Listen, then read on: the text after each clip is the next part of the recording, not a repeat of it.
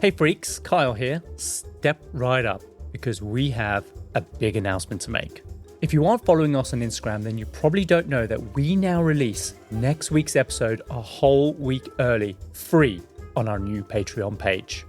This is perfect for all our die-hard freaks of the show who can't wait for our next spectacular.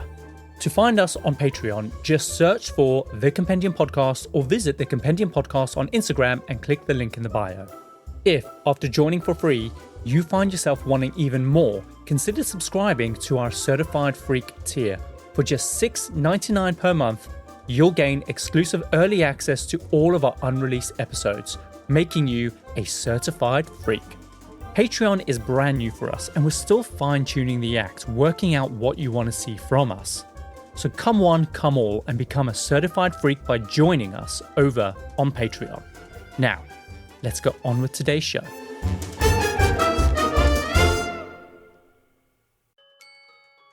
So while being interviewed, she had this air as if like she had nothing to worry about, literally saying, I have nothing to hide. My conscience is clear. And she says that she married these men because she loved them. So obviously she is denying everything at this stage, even going as far as to deny being married to Richard. Richard. Which one was he again? If you lost track, he is the husband she killed before her mother came to live with them after the mother broke her hip. Yeah, I think there should be a rhyme with this one, like with Henry VIII's wives, where it's like, what was it? Divorced, beheaded, died. Divorced, beheaded, died. This one's poisoned, poisoned, poisoned, poisoned. Really helps. Very helpful. Thanks, Adam. You're welcome.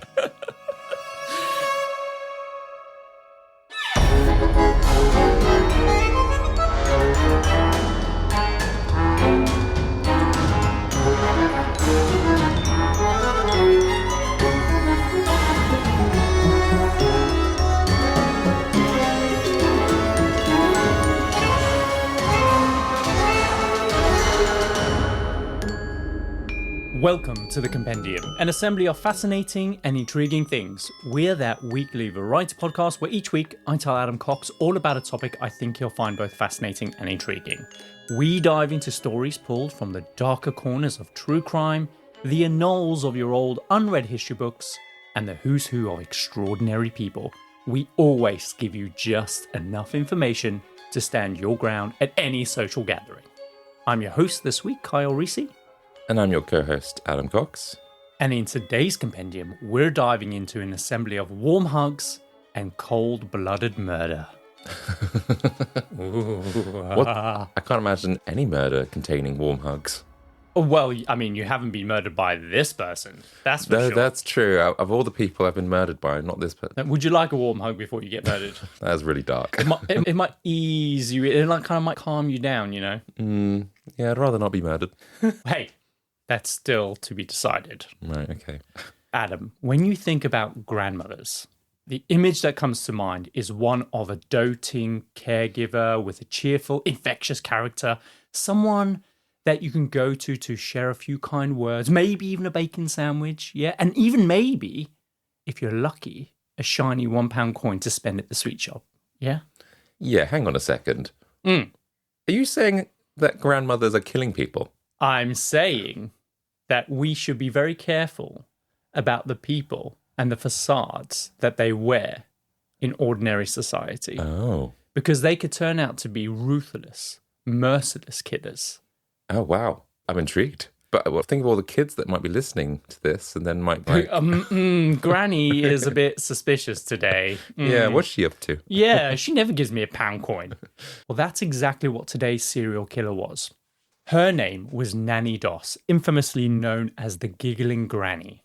The Giggling Granny? I know. What? I don't think I've heard of her. Have you never? No. Well, I mean, that was going to be my next question. What do you know of this story, as we always do? But clearly you know nothing. So her name was Nannie Doss, and she was an active serial killer from the 1920s till around 1954.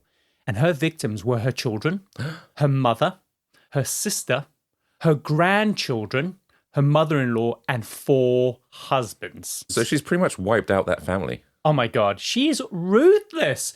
And these are the very people that she's supposed to love and protect, right? And Doss, is that her last name? Yeah, that's the name of her last husband that she knocked off. She inherited Right. that. So her real name was Nancy Hazel.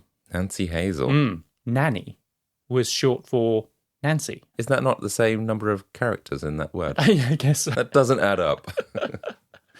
And while the moniker the Giggling Granny might seem unsuspecting and cheerful on the outside, almost comical, right? In my opinion, it actually makes us even more frightening because with a name like Jack the Ripper or the Boston Strangler, at least you know where you stand. When you go, oh, hi, nice to meet you. I'm Kyle. Yeah, I'm the Boston Strangler. You're like, get me out of here. Yeah. You know what I mean? But when someone goes, oh, hi, yeah, I'm the Giggling Granny, you're like, give me a pound coin. Yeah, but now you should be worried if she's passing you some trifle at the next Christmas dinner. Oh, yeah, you got to be careful, man. That was her MO, though. Yeah, we'll get into that. What trifle? Well, we'll see. No, putting shit in the trifle. Ah, Yeah. sneaky. Yeah, that's if I was a nanny, that's how I'd do it, I think. Yeah, so because, of course, Nannie Doss was doting, because she was infectious, because she was caring, until she wasn't, a name like the Giggling Granny is just even more frightening, right? So it also just adds to that profound deception and the betrayal at the heart of the story, calling to question whether or not we can trust the facades people choose to wear living in our homes and in our communities. Well, I've always wondered about you. You've got nothing to worry about, right? Who you need to worry about is Keith. He was in a fight this morning and he is looking for blood. Keith's our cat, by the way, for those of freaks of the show that like... No, our uncle doesn't live with us. What? Keith. It's like an uncle's name. I guess it is, yeah, Uncle Keith. Such a ridiculous name. And so, yeah, Nannie Doss earned the notorious nickname, the Giggling Granny, because of how happy and nonchalant she was after being arrested for murdering one of her husbands. And in total, Nannie murdered 11 of her nearest and dearest, with the motive of obtaining small insurance payouts and to find what she called the real romance of life after getting really bored with her situation. So, like, it's scary. One day you can just be like, fine, everything's okay, I'm happy, I'm content, and then go, yeah, do you know what, I want something better. Rather than just leaving, you fucking kill your husband. So it's really scary. So I'm really excited about today's story because it's... Excited? Excited? I am, because, Adam, it underscores this really weird and scary, profound deception and betrayal that can exist amongst the closest people to us, right?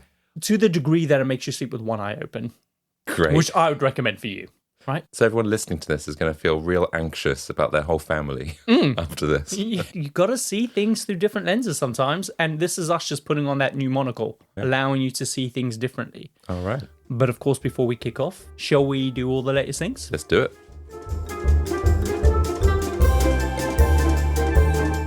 So this is the segment of our show where we catch up on all the week's happenings and share a quick tidbit, strange fact, or laugh at a bit of weird news from the past week.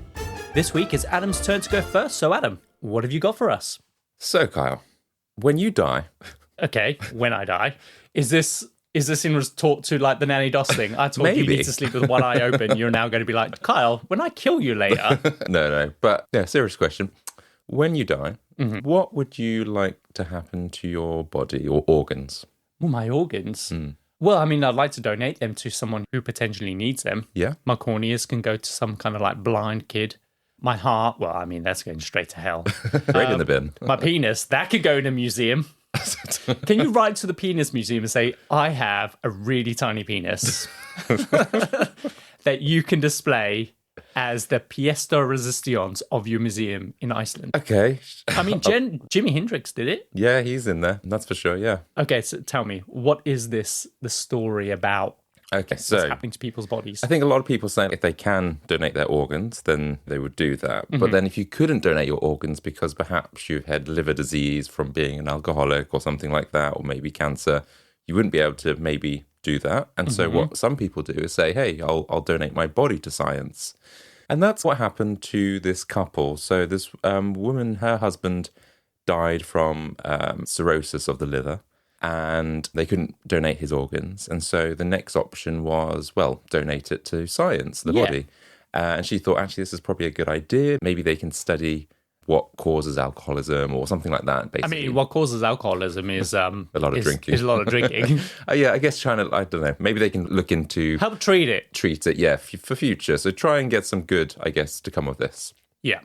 So that's what she thought. She had donated her husband's body to science. Mm-hmm. So it turns out in America, if you donate your body to medical research or education, that's a vague term.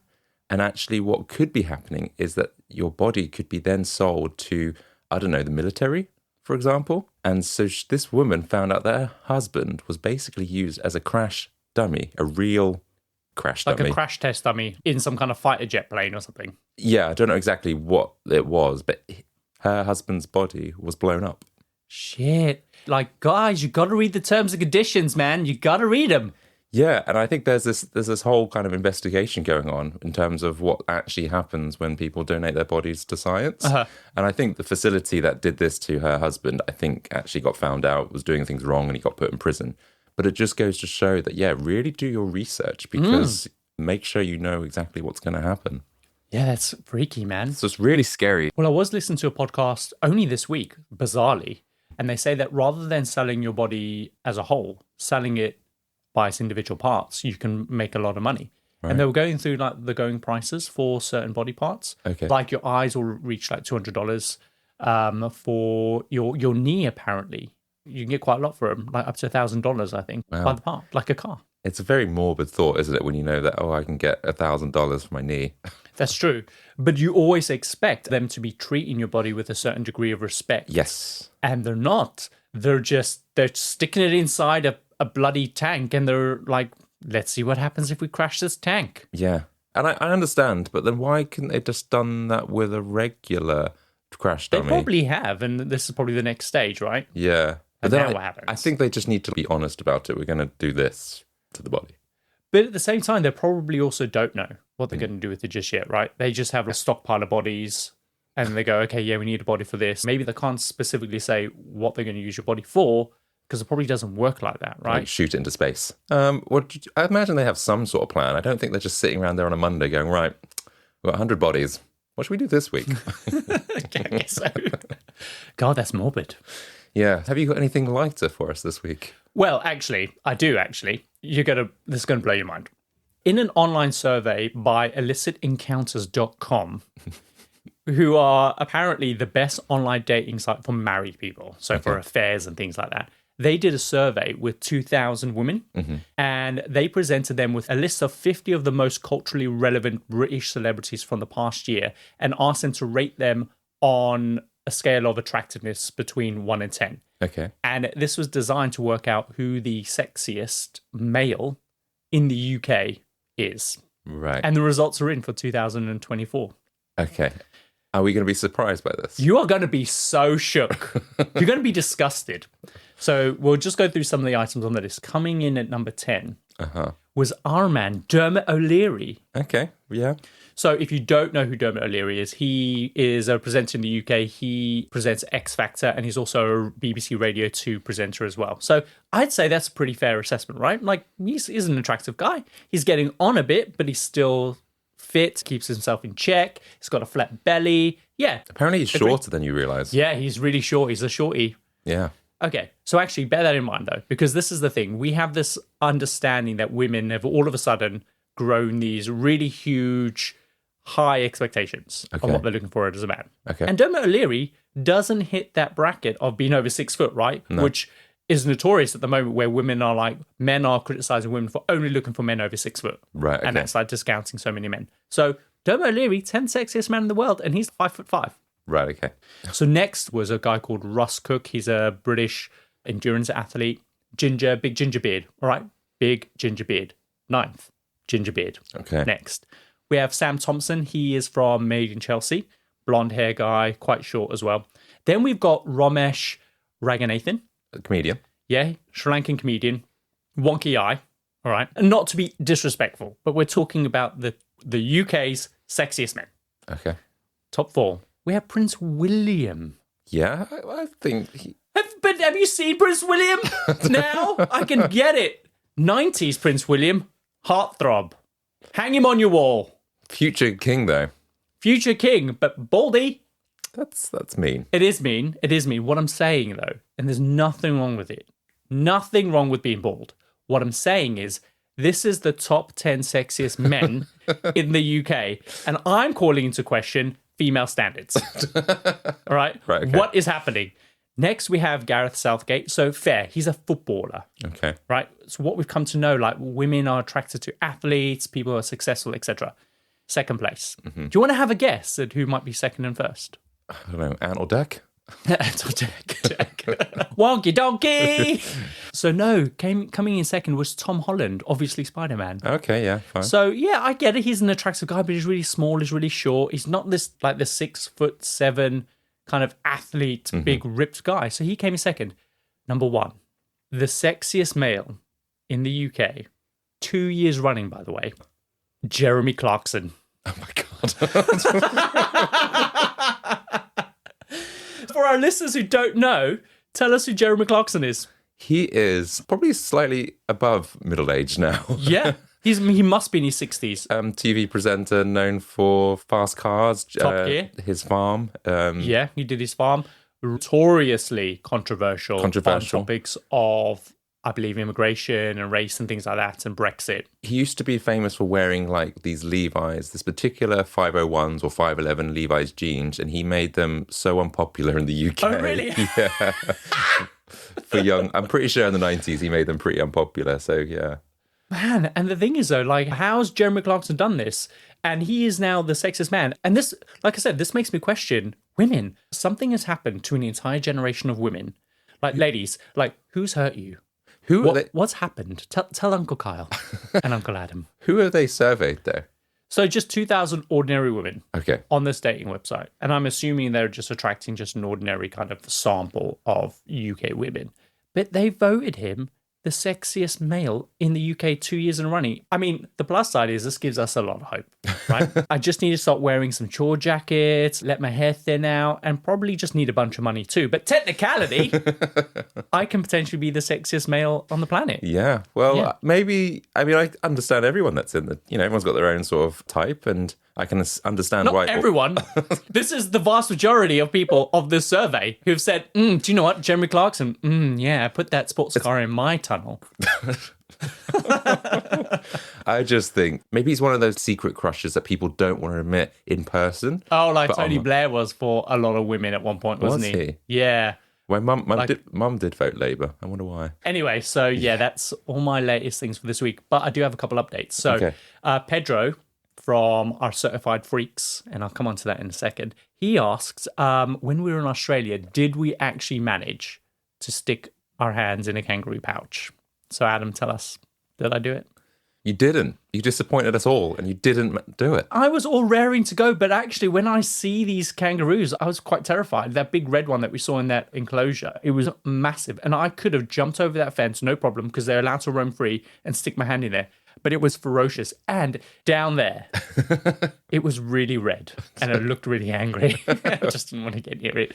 So I didn't do it, unfortunately. So Pedro, no, I didn't. The closest I got to it was when we saw the rock wallabies, and I flicked a foot that was sticking out from a baby's. That's it. When I was playing with them, I did think, let me do it. But it was occupied. Yeah. It had a baby in it. So couldn't do that, but it's probably for the best. No. One day, though. One day. So also, Minnie Hendu, she asked us for a quick update on Kissgate. So for those of you who are unaware, last year we hosted Eurovision and asked our mates to bring one thing from their house that they absolutely hated as a booby prize for whoever lost the games for that evening. We ended up losing, and we got everyone's booby prizes. Yeah. One of which was this monstrous canvas of the Kiss, which is this enormous 60 by 60 centimeter kind of canvas, and it's just horrendous. And it sat in our living room for like 4 months. So since then, on the 20th of September, we decided that enough was enough, and I decided to just give it back. And we just dumped it into their garden, but of course, this just got dumped back into our garden. And this kicks off this hot potato kind of game of back and forth with this painting. So we couldn't just dump back into the garden. We had to be a little bit more inventive. So I managed to recruit another teacher who works at Jess's school and arranged for it to be hanging in her classroom one day when she arrived back at school. And it was amazing because she just had no idea how this could have even happened. I don't even think she knows fully today the lengths that we went to get that picture inside her school. But then a few weeks back, the Kiss actually made it back to us. And when we arrived home, they had bike locked the painting to the front of our guttering, like 4 meters up. Yeah, halfway up the house. It was and in front of a house for everyone to see. And because it was bike locked, there was just no way that we could get it down without the key. But on our doorstep was a locked box, and inside that box we assumed was the key. So along with the box, there was a scroll with a clue to the combination of the lock. And it took us hours, but eventually we got it open, and all that was in there was a jar of pickles. But it took us ages to realize that actually the key was in the jar. Of pickles. We had to fish them out. And they were of the pickles. stinky. Yeah. They didn't smell too good. But yeah, so now we have the kiss, and it's just sitting in our garage, and we need to start working out how to get it back into their possession. So, Mini Hendy, there's the update. So the goal is to get it back into the house, and we can't just dump it to the garden. It has to be inventive. We want to get it into the house. That's the goal. So we need your ideas. Right in. Right in. So lastly, for those of you who are out of the loop, we randomly launched a Patreon last week. And we have this huge backlog of episodes that we haven't released yet. So we thought that we would release next week's episode early to all our free subscribers. So if you want to get access to next week's episode, pop over to our Patreon. There's a link to it in our bio on our Instagram. Go there, click that link, join up for free, and we will give you access to next week's episode if you need that compendium freak kind of Fix. Yeah, compendium fix. But if you also want access to all of our backlog episodes, like there's usually like 4 or 5 episodes in that backlog, then you can subscribe as a certified freak. That's what we're calling it. Oh, okay. We're calling you guys a certified freak. Oh, I just thought we were insulting our listeners now. No. What do you think? Do you think certified freaks is it? It's endearing. We were going to call them big tops, but then I thought, it just makes all of our listeners sound like huge, massive bear homosexuals. Like some bareback people. So big tops is out, certified freaks is in. Okay. And yeah, you can go, you can enjoy them all if you subscribe. And also come and have a chat with us. Find out what we're working on next. The Patreon is still evolving. It will only get better. Come tell us what you want to see more of, and we'll make it happen. Great. Also, I'll get Adam to post a whole story about the Kiss painting on there. Give you access to pictures and things like that. Just give you a sense of the entire story. We'll make that free available to everyone, all free subscribers. Are you giving me more work to do? Yeah, you need to do something. But yeah, time's running out. We need to get that painting back. But that's all my latest things for this week. Should we get on with the show? Let's do it. So Adam, Nannie Doss was born Nancy Hazel on the 4th of November 1905 in Blue Mountain near Anniston in Alabama. So we've got a right real country chick here. So her parents were humble farmers, James and Lou Hazel. And ever since the age of 5, she was given the nickname Nannie, which she would use for the rest of her life. Now, Nannie had 1 brother and 3 sisters, and growing up, they endured a strict upbringing enforced by their father, which created a real deep-rooted hatred towards him, including his wife. He was said to have been extremely controlling over all aspects of their life. Sometimes he was abusive, and he had a terrible, terrible temper as well. Nannie and her siblings rarely went to school. They were forbidden from socializing with other children completely. So growing up, all they had was each other. And instead of school, all the children were expected to work on the farm. And at the time, of course, this was quite normal and was often the reason why many parents in rural areas opted to have large families, because the farm was the most important kind of part of the family, right? Mm-hmm. It was their lifeblood, essentially. And growing up, Nannie was an avid reader. She especially loved reading her mother's romance magazines. So she was like not even a teenager yet, and she was like really getting into these saucy, raunchy novels. Is that what I thought it was, a romance? It's like a romance novel, but in a magazine form. Oh, okay. And it's a dirty romance novel? Well, I guess dirty for like 1905. Oh, so like ankle and everything. Ooh, a bit of ankle. I showed him a bit of ankle. Yeah. I wooed him with my chubby ankles. That would get me hot and bothered in 1920. Yeah, gross. So through these magazines, this is how she dreamed about escaping her current life on like horseback with Prince Charming, if you will. In fact, her search for Prince Charming and the perfect happy ending was something that Nannie was desperate for and something that she pursued for her entire life. And this will start consistently throughout this entire story. So Nannie would often sneak out at night to meet other men, and as a result, she encountered several unsavory characters who ended up assaulting her really badly. She wasn't raped, but she was pretty much beat up pretty bad. Mm-hmm. And this is partly why her father was so controlling in an attempt to kind of protect his children from such things happening in the future. Yeah, that makes sense. So from a very early age, Nannie started suffering from chronic headaches and blackouts and severe depression. And this would go on to profoundly impact her entire life. And it's said that this was a result of a traumatic head injury that she sustained when she was just 7 years old. So basically, one day, while her family were taking a train to southern Alabama, the train had come to like a sudden stop, and Nannie had fallen forward and hit her head against the metal seat in front of her. And this resulted in a real severe, deep laceration across her head. Eesh. And later, Nannie, when she is arrested, she would often attribute kind of her mental illness and her violent tendencies to this particular incident. So this is really interesting because this is one of the very few stories where a serial killer has experienced a traumatic head injury as a child and is directly attributing this to the reason why they behave in the way that they do. Do you know what? I think there's another one that we covered from the Cecile Hotel where that murderer, I can't remember his name now. Night Stalker? The Night Stalker. I'm pretty sure when we covered that, he had a head injury as a child, which they then said that could have possibly influenced his behavior. So I'm not saying that everyone who experiences something like that goes on to become a killer, but I mean, there's definitely something there to consider, right? Yeah. In certain instances, a traumatic head injury obviously could have a lasting negative impact on behavior. So it's interesting to see this being well documented and alluded to in this case. So at the age of 16, Nannie married a man called Charles Bragg, or at least that's what we think his name was. The record is a little bit sketchy. And they met while Nannie was working at a linen thread factory. And according to the Alabama Heritage, she was really drawn to Charles because he seemed to be dependable, he was hardworking, but above all, he was sober. And it's really telling about the time that you live in when the thing you appreciate about a man is his sobriety. Was this during a prohibition as well? So would that have been a big deal? This would have been around about 1916, 1920. When was prohibition? I don't know. It feels like it was the turn of the century, but I can't remember exactly. But I just find that fascinating that this was really important to her, that she was dating someone that was sober. But also Nannie, since her childhood, had been searching for this idea of Prince Charming that she fantasized about ever since. So, of course, this just didn't fit with that checklist that she had, those standards, right? He's no Jeremy Clarkson, Adam. So while they dated, Nannie's father pressurized her to push Charles for a marriage proposal. So I get, because I guess he's got a lot of kids that he needs to support. So he's trying to kind of just palm her off onto the next guy, right? So he doesn't have to kind of fund her. Fund her, okay. Fund her kind of sexy romance novel habits. Right, okay. So Charles does eventually propose, and the pair get married in 1921, just after 4 months of dating, so it's pretty damn quick. They move into a house of Charles's mother, and almost immediately, Charles's mother is extremely critical of everything that Nannie does.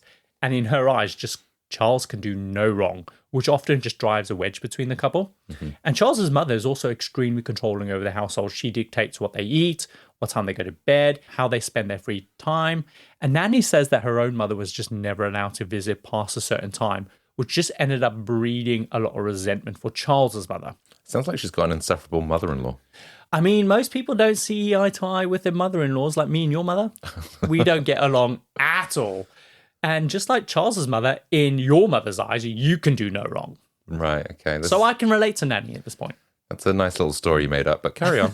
It's true. It's the passive-aggressive comments, you know.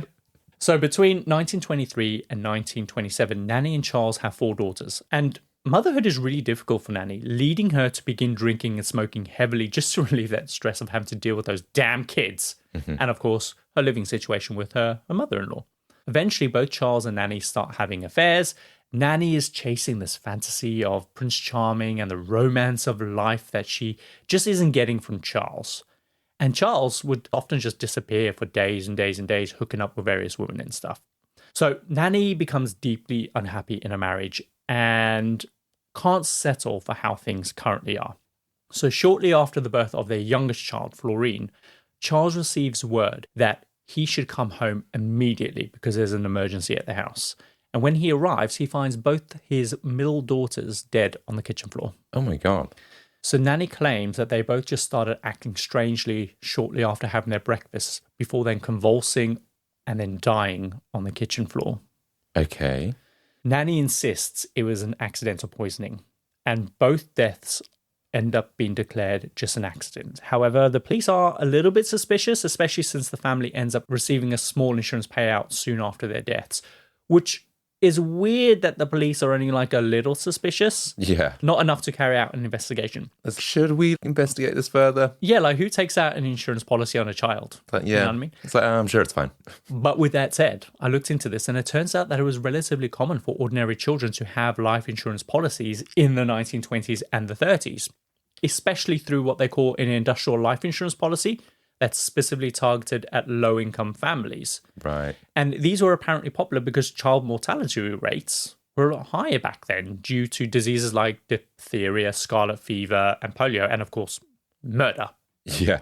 And I guess would families have to have relied on their kids for income? Is that what we're saying? And that's why they took out insurance? It's kind of more of the burden of what happens when they die, right? So having a small life insurance policy helped families cover funeral costs and give them that financial protection. So it was a big financial instrument at the time for a lot of insurance companies to sell and get more money. Yeah. And why is Nanny saying that? How did poison get in their cereal or wherever it was? Well, that's the thing. Like, you got to ask the question, who prepared their breakfast, right? The kids are young, no older than 5. So I doubt they accidentally mistook the milk for bleach. Do you know what I mean? So I assume Nanny made their breakfast. Yep. So that's the thing. By 1919, over 51 million industrial policies were out in force for children. So it was common enough to not raise a huge amount of suspicion. Even so, like, I feel really bad for Charles. It must have been tough. Imagine just coming home, finding out that your 2 daughters are just dead, and your wife is saying, oh, they must have eaten some dodgy Cheerios. Awful. Yeah. I wonder how she behaved. Did she put on this big act? Was she beside herself or anything? I imagine she was, like, because she comes across as this very caring, charismatic, charming person. So I guess she put on the entire show. So either way, it's thought that Charles doesn't really believe this story of accidental death because soon after, he and his eldest daughter, Malvina, they pack up and they leave. And Charles later says that he leaves because he was afraid. And the sad thing is, because Florine, that's the youngest kid, she's still a baby, he isn't equipped to care for her. So she has to stay with Nanny. Really? Isn't that heartbreaking? But I mean, I get why he left. Like, you suspect your wife has killed your kids. Why would you want to stay? Because, of course, you would just be questioning every single meal that she serves you for the rest of your life. Like, every day you'd be questioning, like, is this my last meal? Exactly. Will I be next? Or possibly even Malvina. So I guess he just isn't willing to take that chance. But then he does leave baby Florine. Yeah, like you could have... I don't understand why he couldn't care. Maybe he's got to work and therefore can't look after a child. But could he have given up that baby to adoption or whatever, knowing that, okay, at least they're going to be safe? I guess he could have done more, for sure. After their separation, Nanny and Florine, they moved to Cedartown in Georgia, where Nanny gets a job in a cotton mill to support them. Now, a year later, Charles returns with Malvina and another woman that he wants to marry. And because, of course, he needs a divorce from Nanny, which she agrees to, he can then go off and then live his best life, right? But Charles ends up leaving Malvina with her murderous mother while he goes off to marry little Miss New Boobs. Yeah. Bastard. Yeah, like he clearly can't care enough about his kids. No, he doesn't. And I guess, like, as soon as something better came along, then, yeah, he was okay. Yeah, sorry, Malvina, you're on your own. Poor kids. So following their divorce, Nanny up sticks with her daughters and she moves back to her hometown in Anniston, Alabama, and she moves in with her mother. Now, Nanny spends her days kind of just reading romance magazines and browsing the Lonely Hearts columns. She is kind of still looking for that romance of life that she's always been reading about, right? Charles didn't cut the mustard, so she's back on the game. She's looking for someone special to spend the rest of her life with. So she submits a personal ad to meet some guys, and one of the men that writes back to Nanny is a 23-year-old factory worker from Jacksonville called Frank Carson. Okay. So he writes back with a poem and a photograph, to which Nanny responds with a letter and a cake. And cake. Does she not send a photo? Like, I'll just send him some cake. Yeah. And wait, if she poisoned the cake? No, she hasn't. So, by the way, I can completely understand why she picks Frank, because in Nanny's world, a poem is the ultimate symbol that underpins many of these romance stories and fantasies that she's read about, right? Yeah. And because she's looking for that idyllic fantasy of the romantic Prince Charming, she's just like really taken by him, right? Okay. What would woo you? What would woo me? A dick pic? Probably food. Yeah. So you're like, Frank, right? I send you a cake and you're like, ooh, he can bake. Savory or sweet? I would want a 3-course. You want me to post you a 3-course meal? Yes, please. So I think that's a good time to take a quick break. And when we get back, I'll tell you what transpired in the time following her meeting Frank. Can't wait. Hey freaks, Kyle here. If you aren't following us on Instagram, A, why the hell not? And B, you probably don't know that we're now releasing our next episode a whole week early on Patreon. And it's completely free to listen to. No strings.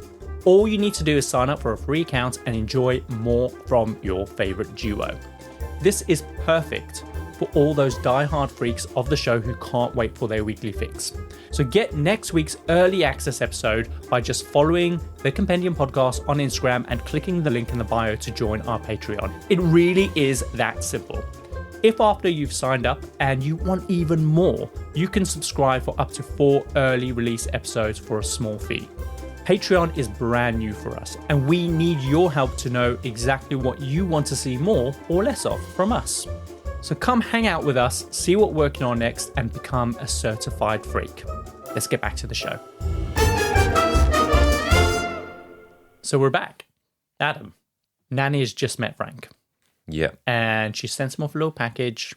With some cake. Nice cherry bakewell. Yeah. So this goes on for about a year, and after which they end up getting married. So they end up moving back to Jacksonville with the kids. Jacksonville is where Frank is actually from. And for a long time, married life with Frank is just a fairy tale. He is this idyllic figure of the man that she's always dreamt about.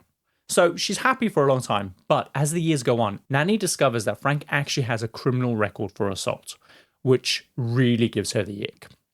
It doesn't kind of like fit with the fantasy that she's developed over all these years. On top of this, Frank has developed a really severe problem with alcohol, which leads to physical and emotional abuse. So for the years that follow, Nannie becomes more and more unhappy with her situation. Right. That's sad. It sounded like it was going so well. It was. So fast forward 14 years. 14 years? Yeah, they were married for like 16 years, man. Oh, okay. So it's not a bad innings, right? She did well. Yeah. Probably the longest serving marriage that she's got. It's a good stint. So in 1943, Nannie's daughter Melvina, she's now flourished, bloomed into a voluptuous woman. Mm-hmm. So she gives birth to a baby boy called Robert. And when Nannie visits Melvina in the hospital, within 1 hour of her arrival, Robert dies. Oh my God. And Melvina later says that she thinks that she sees Nannie stick a hat pin into Robert's head. Isn't that awful? Why? God knows why. Sick. But we don't know whether or not she's done it because this is dismissed as like delirium. Like she's still coming down from all the pain medication that she was given during Robert's birth. So let that just sink in for a second, right? Right, okay. Malvina has just given birth. She's tired. She's exhausted. She's still coming down from the drugs that's been administered to her. Like, did she really see this? Or did she just think she saw it? But when you put this into context, this is a girl who most likely told by her father that he believes her mother poisoned her 2 sisters. Yeah, okay. So you could potentially see how this allegation is a consequence of what she may have believed to be true about her mother. Yeah, I guess so. But then I was thinking, well, I don't know, it's been 16 years. She has survived this time. She hasn't been bumped off by her mother. But then I guess the common thing here was that her sisters were very young children. Yeah. And so maybe that's what makes her think, oh, it's possibly. Yeah. So the question is, was this accusation just a grieving mother's attempt at rationalizing why a son just randomly died? Because you don't expect kids to just randomly die. Yeah. What was the cause of death on the death certificate? Well, the doctors didn't really find anything to give an indication of what happened. They probably just think it was SIDS or just... I was just thinking if it was some sort of hat pin, then wouldn't there be a mark? Exactly. You would think so. But they didn't find anything. I didn't see anything in the notes that I read. So this allegation of Nannie's involvement starts to circulate around the family. And when Melvina's younger sister, Florine, hears about this, she actually confronts Nannie about it. And of course, Nannie just completely denies everything. And what ends up happening is no one believes Florine's story at all. It just ends up getting brushed under the rug. And you've got this grieving mother who genuinely believes that someone's killed her son, is now having to live with this idea that no one believes the story. So it's really sad. Yeah. So years later, Malvina has another child, and she also calls him Robert. So it's strange to me why you would name your next child the same name. Yeah, I guess that's a bit... I mean, I don't know how common that is. Unless it's maybe a family name, like it was a dad, or not dad, but maybe grandfather that just wanted to keep that name in the family. I guess so. I guess that makes sense. Uncle Robert's like really insistent that he gets his name passed down. Maybe. If you don't name your son after me, how's my name going to be passed on? Yeah, unless he's called like Robert II. Sometimes they do that. Yeah, it's not Robert II though. That would be Robert Jr. Oh, okay. Robert Jr.? Yeah, that's Robert III. Yeah. I don't know. Anyway, one day after an argument with Nanny, Malvina leaves the house to get some space from her mother and stays with a friend. And while she's away, Robert dies in Nanny's care, and later his cause of death is determined to be asphyxia from unknown causes. Unknown causes? Yeah. So she's been strangled to death in some way or suffocated in some way? Yeah. I kind of question the daughter, though, because if she even had a hunch that her mother had killed her first child, why the hell is she leaving? I guess you just leave your guard, you let your guard down for a small amount of time, right? But yeah, you're right. Like, why would she leave her son with her? Yeah, if people genuinely believe that her nanny is a murderer, I just don't understand why people would just, let their guard down. I guess time is a factor here as well, right? A few years have gone by as well. Also, Malvina isn't with the same husband that she was with Robert I. Okay. Right, so they've since divorced. She's been forced to move in with her mother. No choice, maybe. Yeah, and so, probably had no choice. But yeah, so how did Nanny get out of this one or explain this? Well, guess what? Nanny collects $500 from a life insurance policy that she had taken out on Robert a short while before. Why is she taking out a policy? Exactly. What a bitch. So later at the funeral, Frank allegedly says, "I'll be next," because even though Robert's death is determined to be asphyxia, I think Frank is now starting to put all this stuff together. Right, okay. And Frank is right, because just 2 months later, he dies unexpectedly. Okay, people with these hunches around Nanny, why are they not doing more about it? Exactly. It's because of the way that she comes across. We'll talk about that in just a minute, about how she kind of is seen by the local community. But just to tell you what happened to Frank. So in September of that year, Frank was out celebrating the end of World War II with some of his buddies. When he came home in the middle of the night, Nanny says that he raped her. So the following morning, Nanny grabs some rat poison that she'd hidden in the kitchen. She tops off his bottle of liquor. And then later that evening, Frank dies, again, convulsing in his chair before passing away. Sound familiar? Mm-hmm. But again, the coroner fails to identify the rat poison and instead rules his death as acute alcoholism based on his history. Right, okay. So that's smart, what she's doing. She is quite clever in playing into that. Yeah. Although I would have thought rat poison would have been detectable in some way. But I guess maybe back then it wasn't. Yeah, they didn't do an autopsy. She just said, well, do you know he's an alcoholic? He drinks a lot. God. And he's known as an alcoholic around town and stuff. It must have been easy being a coroner back then. Must have been easy being a killer back then. Yeah, that too. Of course, Frank has a life insurance policy, and when this is paid out without question, Nanny again up sticks and she buys a 10-acre property out somewhere else. Oh, nice. That's good for her. At some point, she moves to North Carolina, where she places another ad in a Lonely Hearts column, and very soon, Nanny meets her third husband, who is a labourer named Arlie Lanning. Run away, Arlie. Run away, Arlie. Run, bitch, run! So they get married just after 3 days of meeting in 1947. And once again, the men that Nanny picks are always a disappointment to her. It's probably because she isn't allowing enough time to get to know these men before getting involved with them. Mm-hmm. Perhaps maybe like she feels like she's running out of time as she ages and is like kind of eager to meet someone. Hang on, you're making it sound like, oh, we should feel sympathy for her. And it's the men's fault they're not good enough. Oh, no, there's no sympathy there. I'm just trying to rationalize like why she is getting married so quickly to all these men and how she's managing to do it. Yeah. Like, how do you convince someone to get married to you in such a short space of time? I don't get it. 3 days. And also I thought, and this is a very sweeping, broad accusation, but I thought if you got divorced back then, you were not looked upon fondly.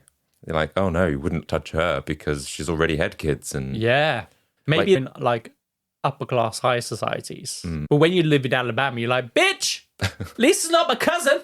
Like, oh, yeah, that's true that. Yeah. Have as many divorces as you like. Lisa's not your cousin. And clearly she's charming enough to like get these men. That's the thing. She's super charming. She's obviously eager to meet Mr. Right because perhaps she feels like she's running out of time, but she's not doing the due diligence that she needs to vet these men first. So again, Arlie ends up not living up to this idyllic vision that she has fantasized from these romance magazines, because it turns out that Arlie is also an alcoholic, but even worse, he is a womanizer. And this, of course, just is not going to do for Nanny. Mm-hmm. And like I said, we haven't really spoke about how people see Nanny in her day-to-day life, because people see her as this really respectable woman. She's extremely active in the church. She's adored by all of her neighbors, and she wants to, and she really works to be seen as this perfect doting wife who is adored by her husband. So having the community aware that Arlie is frequenting local sex workers is just really embarrassing to her, right? Mm-hmm. And so after 5 years of marriage, and after being constantly embarrassed by Arlie's behavior, frequenting the sex workers, Arlie suddenly falls ill. You know, I can't say I'm surprised. And also, it sounds like a gradual thing. So she's gone away from maybe not the poison, because maybe she thinks, you know what, I can't use that trick again. She's doing something else to gradually make him ill. Well, that's interesting. The reason why Frank died so quickly will come to light later on, and how she realized that was a mistake. Oh. Yeah. She's working out dosages. Oh, I see. Yeah. So over several days, he starts experiencing vomiting, dizziness, and other symptoms just before just dying at home. And again, the coroner puts us down to just standard heart failure. So again, they've missed the poisoning. So once again, Nanny has evaded all suspicion, and even after admitting to people that her husband felt fine until she gave him some prunes and coffee for breakfast, it still didn't raise any alarm bells. So you were the last person to give him something to eat, and then he fell ill? Yeah. You are a bad cook. That's it. Yep. It's the sausages. But Arlie's relatives, they don't buy this explanation that he died from sudden heart failure at all. They have a feeling that she was involved in some way. They're mildly suspicious. Put it that way, mildly suspicious. Everyone's mildly suspicious, Yeah, but no exactly. one's actually taking it Because seriously. the way she comes across, they're like, oh, it's Nanny, the giggling granny. But of course, there just isn't enough evidence to warrant an exhumation. When you... Exhuming the body, yeah. Yes. So following Arlie's death, Nanny finds out that he had actually left their house to his sister in his will. Oh, sneaky. Obviously, knowing what we know about Nanny, this just isn't going to go over well, right? Poor sister, that's not going to end well, is it? So at first, she seems to accept it. So Nanny vacates the house and goes to stay with Arlie's mother. So her mother-in-law, essentially. Her name is Sarah. And she's there to kind of just bide the time while she finds another place to live. Now, it appears that she's cutting her losses and she's going to move on. But then suddenly the house that's left to Arlie's sister, so their old house, suddenly and mysteriously burns down. Oh. Coincidence? No. Someone's left the gas on. Nanny's up to no good. Nanny's up to no good. So following this, the fire insurance check arrives a few weeks later. Of course, it's made out to Arlie's estate. So based on this, it belongs to Arlie's sister. Okay, yeah. But before his sister can collect the check, Arlie's mother, who is living with Nanny, suddenly dies in her sleep on the 3rd of January 1953. Asphyxiation by any chance? No, poisoning this time. Poisoning, oh, okay. And while the family are occupied with funeral arrangements, Nanny then steals the check, she illegally cashes it, and then she flees town. How does she manage to cash it when it's not in her name? Well, in America, they have this thing where they make the check out for cash, which means you can just walk into any bank and just cash it. Yeah, fine. And she just does a run. So, okay, people must suspect her now. Please don't go, they mildly suspect that she had something to do with it. Well, the thing is, though, she's moving about quite a lot, right? So she's evading a lot of suspicion from the authorities and things like that. Which I think is suspicious. Where were you living before? Oh, down the road? Ooh, that's suspicious. just showed up here, yeah? Yeah. Yeah. And then someone else died. And then you moved on. Yeah. Suspicious. Don't be suspicious. Don't be suspicious. So we've got a real piece of work on our hands here, right? We've got this Lonely Hearts killer, a killer of family members, her own children. She just doesn't seem to have any limits whatsoever. She's disgusting. And so even though Nannie is later on the record saying that it wasn't about the money for her. To me, it really seems like it was about the money. Yeah, why else did she do this? She wanted that money to move on. So she's telling everyone that it was all about her searching for the real romance of life. And that's the reason why she was killing. She was bored with her situation. But the reality is she's probably lying. And maybe in her mind, if it was seen to being all about the money, then maybe she thinks that maybe this would paint her in a bad light. But I mean, it's warped way of thinking. Regardless, she still killed people. Yeah. Regardless of what the motive is, right? Yeah. It doesn't make it better if it's about the romance of life or whether or not it's about the money. You still killed someone. Yeah, you don't feel sympathetic going, oh, she killed 10 people, but she was just looking for love. She did it for love. Yeah. No. I'm going to do that from now on. Next time we have an argument and I hit you, I'll be like, but it's for love. I did it for love. Well, you publicly acknowledged that. Adam, if anyone on this podcast saw what you look like, they'd be like, there's no way Kyle is hitting Adam. No way. I don't know what you mean by that, but anyway. Go check out pictures of Adam. You'll know what I mean. His Instagram has got a lot of followers because he's got a lot of muscle going on. So what's happening with Nannie right now? Okay. So when Nannie flees town, after all this happens, she goes and stays with her sister Dovey in Alabama. And at the time, Dovey was really bedridden with an unspecified illness. But even though she was sick, she was stable. Okay. But soon after Nannie arrives, Dovey dies. So you know she's what? killed her sister. If Nannie turns up on your doorstep, do not let her in. Don't let her in. She's like the Grim Reaper. One minute she shows up, and then all of a sudden bad things start to happen. People are dying. Don't let her in. Was Dovey poisoned as well? Well, we'll get into that. Okay. So we'll go through some of the details of the other murders first, and then we'll talk Other about... murders? Oh, babe. It goes on. She killed 11 people that we know of. So how many we are now? Oh, God, I've lost track. 1, 2, 3... So 2 children, 2 husbands, a sister... Mother-in-law. A mother-in-law. Yeah. Oh, okay, so 6. Yeah. So Nannie is now traveling around. She's not staying in one place for very long, which I think is by design. I think this helps it make it harder for authorities to start piecing the puzzle together. I genuinely think that if she just stuck around in the same town, they would probably figure out what's going on, right? Yeah. But again, she's back at finding a man. She joins a dating service this time called the Diamond Circle Club, which is where she meets her 4th husband, a guy called Richard Morton. Now, he's a retired salesman from Kansas, and Nannie is initially attracted to him because, of course, he is handsome, he treats her well, and he just so happens to have a lot of money. Okay. Which is helpful, Yeah. right? That proves it's about the money, right? A little bit, I think. But again, just like Arlie, Richard is also a womanizer. So within 2 months of them getting married, Nannie realizes this isn't going to work for them, and she gets back onto the dating sites while she plans Richard's murder. And in April of 1953, Richard ends up dying in his home in Kansas. She ends up collecting a total of $1,400 from his insurance payout and is ready to flee town to the next location before anyone starts asking questions. But before she's able to flee, Nannie's mother, Lou, breaks her hip, and now she needs round-the-clock care. Can you sense what's coming? Feels like another insurance policy is going to be taken out. Of course, the fact that her mother has broken a hip and is now moving in just is not going to do. If you haven't worked it out, Nannie starts taking steps to sack her off too. So just a few days after her mother moves in, Lou begins experiencing intestinal pains. She's completely incapable of keeping anything down. And after 3 days, Lou dies.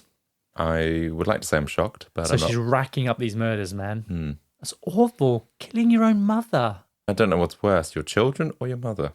I think the kids are the worst. I mean, anyone's worse. Killing anyone. But when it's your family members, that's just the worst that you could possibly do. Blood related, yeah.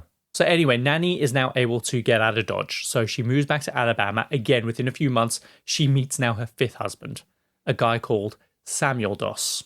Okay. Where she gets her name, right? Right, her last husband. So the question I have is, how is she able to operate so swiftly in getting these men to marry her? It probably comes down to that facade that she's presenting to everyone. She's extremely charming. She's extremely likable. And men are all for it, Adam.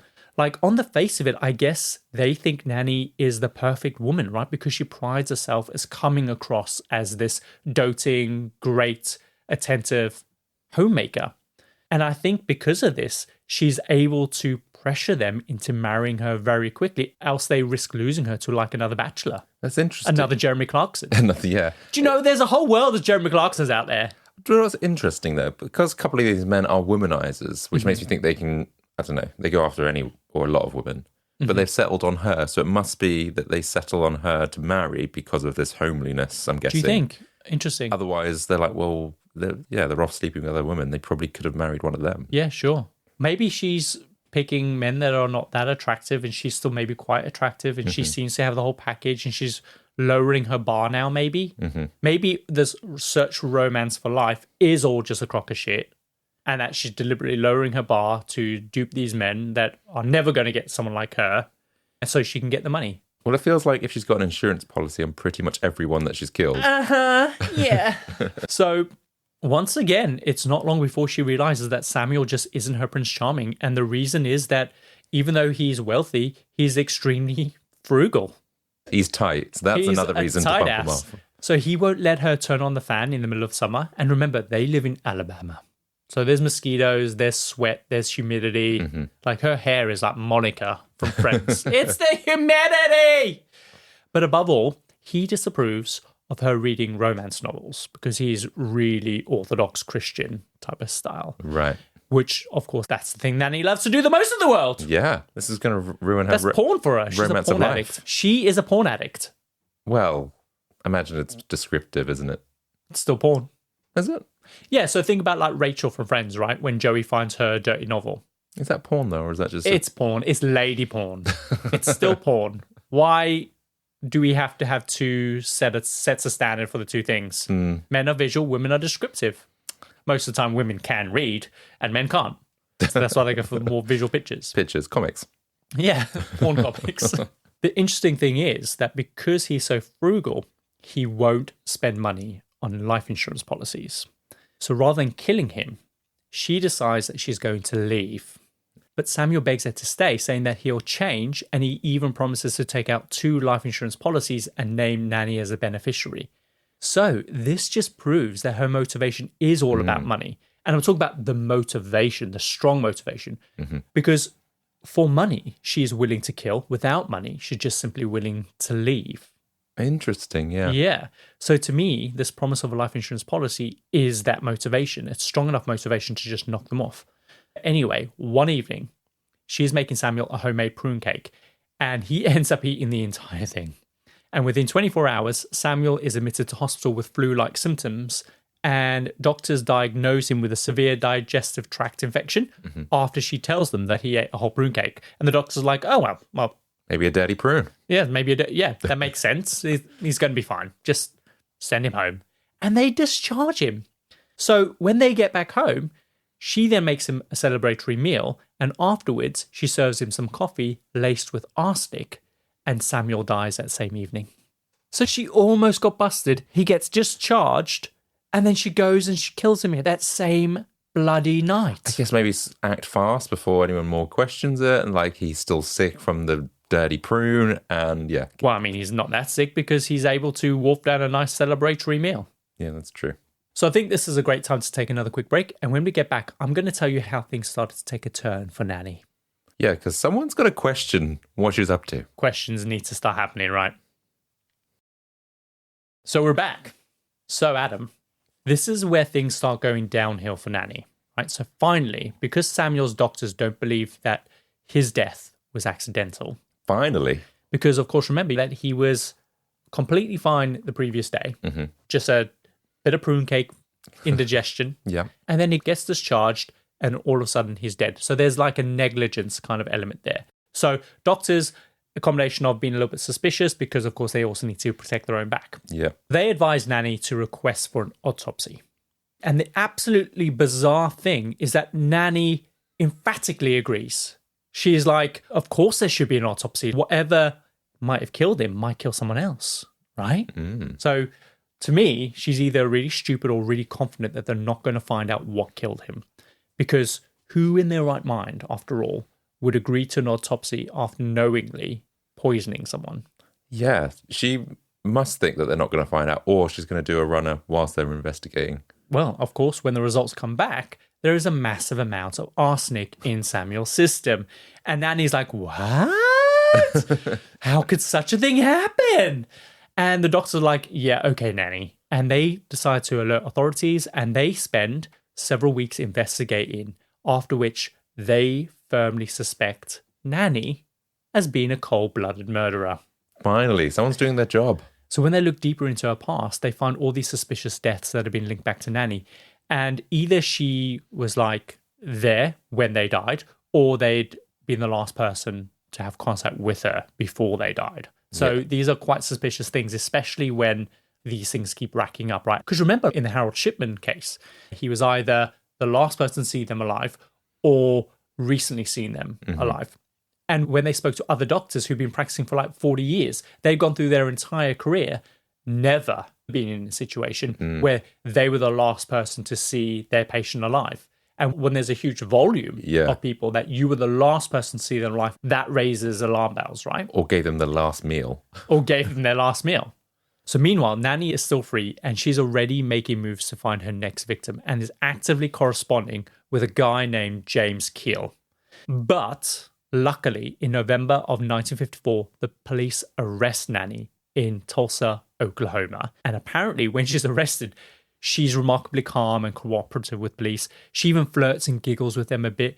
And to them, she just doesn't seem like this killer that they've been gathering all this evidence from. Because like I said, when we said in the very beginning of this episode, you have this image of what someone looks like when they're a serial killer, right? That they're going to be dark and looming and freaky with a weird hypnotic stare, and they're going to stalk you. No, this is just an ordinary, cheerful granny who's coming to the police station. They're like, have we got the right person? And what the fuck's happening? And again, this possibly demonstrates some of her personality traits that have won her 5 freaking husbands in the first place, because it's wild that she manages to get these men to marry so quickly. And James Keel, he had a lucky escape. In fact, he even said as much after all of this came out. He was like, thank fuck I did not see her or meet her or have a prune cake sent to me. So while being interviewed, she had this air as if like she had nothing to worry about, literally saying, I have nothing to hide. My conscience is clear. And she says that she married these men because she loved them. So obviously she is denying everything at this stage, even going as far as to deny being married to Richard. Which one was he again? If you lost track, he is the husband she killed before her mother came to live with them after the mother broke her hip. Yeah, I think there should be a rhyme with this one, like with Henry VIII's wives, where it's like, what was it? Divorced, beheaded, died. Divorced, beheaded, died. This one's poisoned. Really helps. Very helpful. Thanks, Adam. You're welcome.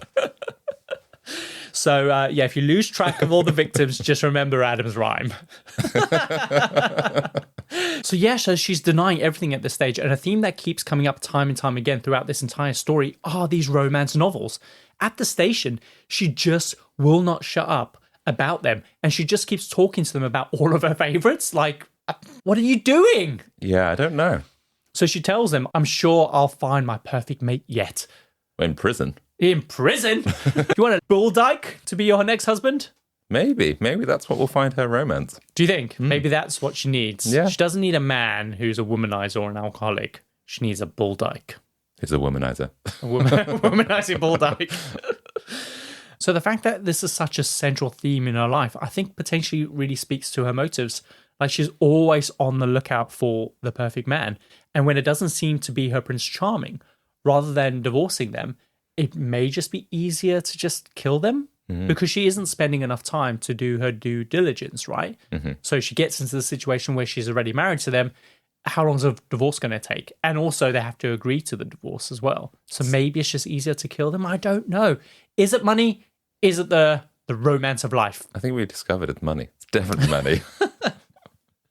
Also, during the interview, she also talks about her head injury that she got when she was 7 and how this ended up plaguing her with headaches and blackouts for her entire life. And throughout the interview at the station, she just cannot stay on track with anything. The police say that she just will not stop reading her romance magazine while she's being interviewed. Weird. And apparently every time they took the magazine away, she just giggled and then she would flirt with them a little bit. So it's clear this is a woman who knows how to use her charms to get what she wants. Why is she allowed her romance magazine whilst they're questioning her? It's the 50s, who knows? It's fine, you can question me about all my husbands. I just want to see what happens in this story with the stable boy. Yeah.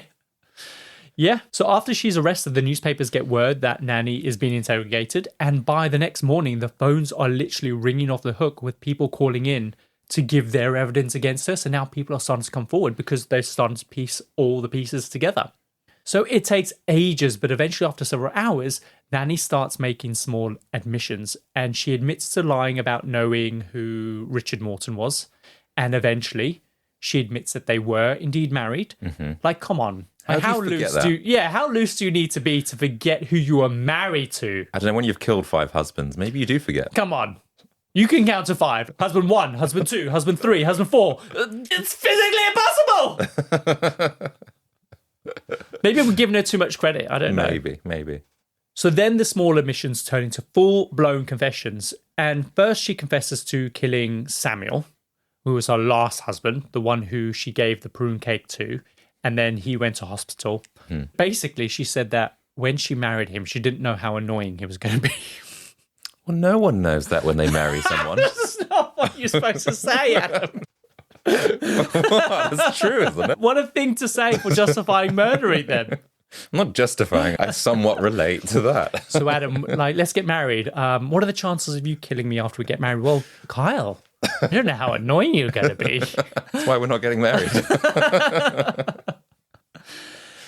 So she says that she felt sorry for herself rather than him because he didn't let her have a fan or even a TV. Let me get out my little violin for her. Yeah. So she also says that Samuel was abusive. How true that is, I don't know. Perhaps she was just planting seeds to justify the murder or murdering him. Eventually, Nannie confesses that she put an inch of rat poison in his coffee, but she'd overestimated the dose because what ended up happening was that Samuel immediately vomited most of it up, hence why he was admitted to hospital, right? Right. And so when he finally gets home, she has to do it again. Now, remember, he was the husband who promised to take out the life insurance policy so that she would stay, right? So her motivation seems to be those life insurance policies, but to police, she insists that money just wasn't a motive at all. Instead, she tells police that she killed Samuel because she was bored and looking for her next mate. So the police kind of buy this because when they look into the insurance payouts, they really weren't that big. Yeah, I guess £1,000 or whatever it was. I don't know what that would have been to someone back then. It's a lot of money then, but it's not a huge amount of money. And again, this is why I keep flip-flopping. Did she kill for the money? Did she kill because she was looking for Prince Charming? Was she a real romantic? She was completely obsessed with these romance magazines, and it clearly led to how she kind of led her entire life. So I guess the money helps to have those new starts and beginnings. The money is a means to facilitating that next move. So I think that's a fair assessment. So Nannie ends up signing a confession that she murdered Samuel, and then they begin pressing her about the others. One by one, she signs another confession, and then another, and another. And after each time she signs a confession, she says, now my conscience is clear. Oh, but one more thing. Yeah. Oh, yeah, about that. And again, I have to stress that getting these confessions out of her was really hard. They had to use her romance magazine as like a dangling carrot. So each time she cooperated, she got to read her magazine for a little while before they moved on to the next murder, essentially. Really? That's bizarre, but that's just how obsessed she is with these books or magazines. Bizarre, isn't it? It's almost like slightly childlike in terms of what they're doing. Could it come down to that brain injury, do you think? Maybe, but is she now using that as a crutch? I think she's using quite a few things as a crutch. True. Really. So her reason for killing Richard and Arlie is that they'd been obviously sleeping around. They were womanizers. As for Frank Halston, she says that she killed him because she found out about his criminal record and, of course, the fact that he was an alcoholic. But the crux of each of these murders was the disappointment in her marriage. For Frank, she alluded to him raping her. Remember, he was the second husband who was out celebrating the end of World War II. She says that she was visiting her mother when Frank's brother showed up at her mother's house saying that Frank wanted to see her. And when she got back, she finds him passed out at the edge of town. So apparently she drives him home and then he starts advancing onto her. but Nannie refuses. And then according to Nannie, there was then some kind of assault that took place, after which she gets his bottle of whiskey, she tops it off with rat poison, and her justification was that she just wanted to teach him a lesson. Yeah, of all the ones that she killed, not to say that you should kill someone in return for that kind of attack, but there is some sort of justification, I guess, in like trying to protect herself. But this is the thing. She seems to have the sense that she can justify why she murdered everyone. Yeah. Everyone that she killed. So at this point, she refuses to confess anything else. She's starting to tell police that they can dig up all the graves in the world, but they're not going to get anything else from her. Mm-hmm. But then they try pressing her about discussing her daughters, her sister, and her mother. But she outright denies killing any of them. She says that she only poisoned people who deserved it, and her husbands deserved it. And that the other deaths were all completely coincidental. And that was just the end of it. Do you not think, okay, these 5 husbands that you had maybe weren't the greatest of people, but do you not think the common denominator here is you? Exactly. So in the wind down of the interrogation, she's just relentless with the charm and the flirting. And she insists that she wants to cook them a meal, which I'm sure they're like, yeah, sure. How about lasagna? No thanks, bitch. No, we'll order in. Yeah. Also, police ask her what they should do with her after obviously all these confessions. Mm-hmm. And she says, well, anything you like. Anything you do is perfectly fine with me. Oh, God. She has some hornbag. She is. So following her interview, police contact Charles Bragg. Remember, he was the first husband, right, who went off with Little Miss New Boobs. Mm-hmm. Luckily, he is the only one of her husbands to not die. And when police tell him that she has confessed, he is absolutely not surprised one bit. And he tells them he was deeply, deeply afraid of her. And that if she was ever in a bad mood, he would refuse to eat or drink anything that she prepared. So he had a hunch. And again, that makes me really angry that he felt that way, knowing that he had left Florin and Melvina knowingly with her all these years. Exactly. Bad father. Yeah, for sure. Finally, Nannie is charged with 11 counts of murder on November the 29th, 1954. Her attorneys attempt to submit for an insanity plea. And through all of this, Nannie becomes this international sensation in the media. And this is where she earns that nickname, the Giggling Granny, also the Jolly Widow. The Jolly Widow. All because... She's not Santa. She's got an evil laugh as well. Yeah. Jolly Widow. What a weird name. And all this is because of that cheerful demeanor that she displays in court when she finally gets there. Mm. So several days after her arrest, the bodies of her mother, her sister, and her grandson Robert and Frank are all exhumed, and they find out that her mother, Frank, and the sister were all poisoned with arsenic, and little Robert was smothered to death. So her lawyers submit for an insanity plea, and she's required to undergo a 90-day psychiatric evaluation to help build her case. And during the assessment, she says that she hopes that maybe doctors will help teach her how to think straight, saying that she's been thinking crooked ever since she was about 9 years old, which is obviously a reference to that incident that happened on that train. When it comes to her being prepped for a trial, she tells her lawyers that she was confident that she would be able to justify murdering all of her husbands without question. Deluded. But she still continues to deny killing her mother, her sister, her grandson, and obviously her daughters. And I guess perhaps the reason for that is that she knew that maybe that would be really hard to justify to a jury in court. Yeah. So in May of 1955, a jury finds her guilty and she is sentenced to life in prison. So the question is, did she kill for money, or did she kill because she wanted to keep chasing that romance of life? And I think to a degree, as we said, it might be both. The money would help her, as you correctly said, move on to her next prince, right? It's a facilitator. So it's probably a combination of the two. There's so many debates on what was it? Was it the money? Was it romance for life? But it has to be both. So in an article released in 2005, they talks about how her case led to the creation of Oklahoma's medical examiner system, which basically placed the right for doctors to request an autopsy without permission of the next of kin, which is like smart, right? Yeah. Because otherwise your next of kin could just deny it, right? And then keep getting away with murder, because grannies and wives and husbands, they murder people. But Nannie only ends up serving 10 years of her life sentence because in the June of 1965... Someone gives her prune cake? She dies of leukemia, Adam. Okay. Well, don't make me feel bad for someone that's a murderer. Sorry. I need to take these chances when I get them, you know. And that is the story of Nannie Doss, the Giggling Granny. Oh, wow. So how do you feel about your grandmother now? Thank God she's dead. No, I had a very good grandmother. So yeah. That you know of. Yeah, I'm not that aware that She's great until she's not. Yeah, all right. And I just realised my rhyme was wrong because the first husband did live. Oh, lived, killed, beheaded. I don't know. Yeah. He divorced and a douchebag because he didn't tell anyone about his stupid wife. That's true. The rest were poisoned. And the rest are poisoned.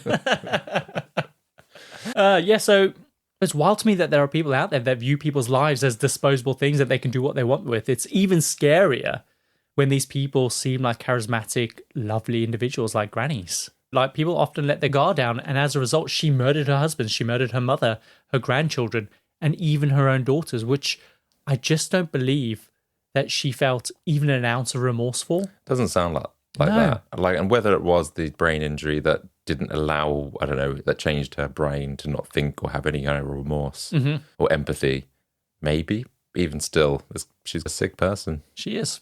So, is there anything else you want to add before we run the outro for this week? I think that's it. But just be careful if you do hug your grandma. Yeah, she could be holding a knife in the other hand. A shiv. Doesn't have to be a knife, Kyle. We've learnt from today. Oh, yeah, sure, that's true. She didn't kill with a knife, did she? Some prune cake will do it.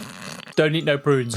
To be fair, I'm really partial to a date. I'm a dual date. Watch out.